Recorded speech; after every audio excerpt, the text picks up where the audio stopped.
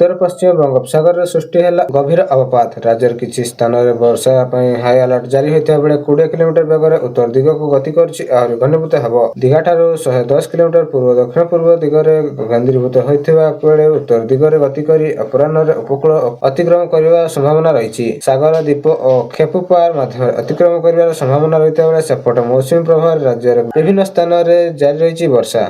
आज 4 जिला orange warning जारी कर पाणीपाग विभाग। मयूरभंज, बालेश्वर, भद्रक, केन्द्रापड़ा जिला प्रबल अति प्रबल वर्षा ऑरेंज वार्निंग जारी होता बेले या सहित अन्य 3 जिला को येलो वार्निंग जारी कर 31 तारीख पर्यंत प्रबल वर्षा नहीं चेतावनी जारी कर पाणीपाग विभाग। तेज बंगोपसागर में सृष्टि चिन्हट लघुचाप सक्रिय रही बेले साधारणतः जून 12 तारीख सुधा राज्य मौसुमी आसी था।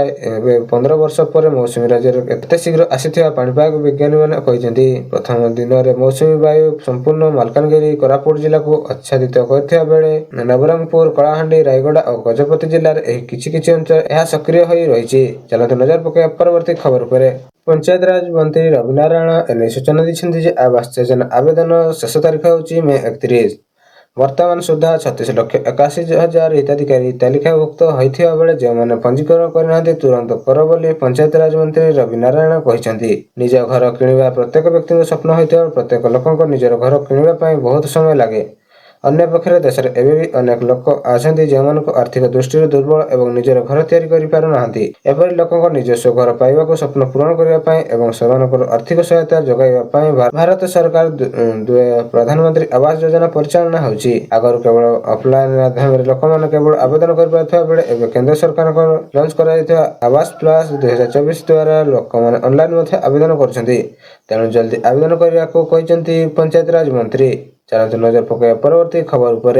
पुरी जिला साखीगोपाल अंचल में कृषि विज्ञान केन्द्र विकसित कृषि संकल्प अभियान गुरुवार शुभारंभ होईछि। एही अभियान माध्यम कृषि वैज्ञानिक माने चाषी भाई भौणी मान निमंते नूतन ज्ञान प्रजुक्ति और सरकारी योजना संपर्क में तृणमूल स्तर में अवगत कराइबे। एही कार्यक्रम में माननीय मुख्यमंत्री मोहन चरण मांझी, केंद्र कृषि मंत्री शिवराज सिंह चौहान, उप मुख्यमंत्री कनक वर्धन सिंहदेव और सह विभिन्न विधायक और कृषि विभाग विशिष्ट अधिकारी जोग देथिबार सूचना आछि। वृक्षारोपण और पदयात्रा सह अभियान आरंभ होता बेले एथिर किछि मुख्य उद्देश्य रहितला, यथा कृषि वैज्ञानिकों द्वारा गाँ गाँ बुलाଯିब एवं माटीर गुण जांच, फसल देखा, उत्पादन अनुधान करने, कृषि आय वृद्धि नियम सहयोग, कृषि योजना तथ्य और सहयोग संपर्क में सचेतन। एथिर किछि विशेष आकर्षण रही है, यथा एक पेड़ माँ के नाम नामक वृक्षारोपण योजना, जगन्नाथ की बात, जगत प्रसार के हाथ अभियान उद्घाटन, नवनिर्माण ऑडिटोरियम उद्घाटन, कृषि संकल्प गीत लोकार्पण और कृषि रथ उपर पताका देवी अभियान आरंभ इत्यादि अंतर्भुक्त रही। चलते नजर पकड़ परवर्ती खबर पर। बरगढ़ जिला पदमपुर, बंधुपल्ली ओडिशा आदर्श विद्यालय और पद्मपुर पब्लिक स्कूल माल प्रैक्टिस घटना रही बड़ एक्शन। ए घटना 4टी ओडिशा आदर्श विद्यालय 2 जन प्रिंसिपाल सह 5 जन शिक्षक निलंबित कर राज्य सरकार। गत 13 तारीख में सीबीएसई शिक्षार्थी परीक्षा फल बाहर बेले बरगढ़ जिले में 6 स्कूल 1185 जन छात्र छात्री परीक्षा फल बाहरी नथिला, जहां नहीं बरगढ़ जिलार उक्त स्कूल गुड़िकर छात्र छात्री और अभिभावक असंतोष प्रकाश करते।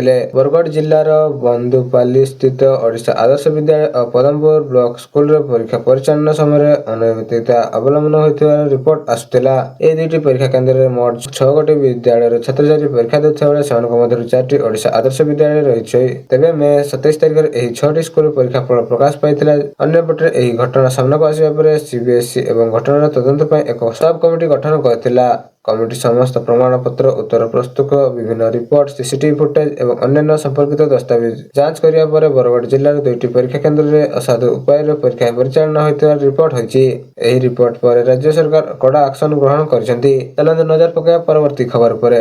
राजधानी आउ रहिबनी गड़ी बस्ती, कहीं सरकार सुलभ मूल्य रे घर करी साधारण जनता को प्रदान करिवे।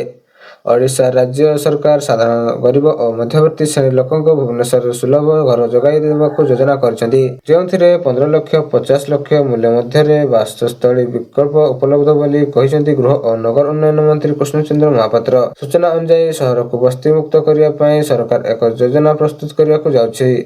କାରଣ ଘର ଅଭାବ ହେଉଥିବାରୁ ବସ୍ତି ନିର୍ମାଣ ମୁଖ୍ୟ କାରଣ ହୋଇଥିବା ବେଳେ ସରକାର ସହର ଭିତରେ ଭଡା ଘର ନିର୍ମାଣ କରିବାକୁ ଚିନ୍ତା କରିଛି। ସରକାର ଭୁବନେଶ୍ୱର ଉପକଣ୍ଠ ଅଞ୍ଚଳରେ ଏହି ଘରଗୁଡ଼ିକ ନିର୍ମାଣ କରିବେ, ଯାହାଦ୍ୱାରା ଭୁବନେଶ୍ୱର ସହରରେ ବିସ୍ତାର ହେବ। ସରକାର ଘର ଯୋଗାଇବାକୁ ଯାଉଥିବା ସାଧାରଣ ଗରିବ ଓ ମଧ୍ୟବିତ୍ତ ପରିବାରଙ୍କୁ ରାଜଧାନୀରେ ନିଜର ଘର ସ୍ୱପ୍ନ ପୂରଣ ହେବ। ଲଟେରୀ ମାଧ୍ୟମରେ ଘର ଯୋଗାଇ ଦିଆଯିବ। କେଉଁ ବର୍ଗର ଲୋକମାନେ ଆବେଦନ କରିପାରିବେ ତାହା ମାନଦଣ୍ଡ ମଧ୍ୟ ରହିଛି। 15 ରୁ 20 ଲକ୍ଷ ଟଙ୍କା ମଧ୍ୟରେ MIG, LIG, LIG, MIG ସ୍ତରରେ ଘର ମିଳିବ ବୋଲି ସୂଚନା ଆସିଛି। ସରକାରଙ୍କ ଲକ୍ଷ୍ୟ ହେଉଛି ଉଚ୍ଚମାନର ଘର ଶସ୍ତାରେ ଲୋକଙ୍କୁ ଯୋଗାଇ ଦେବା।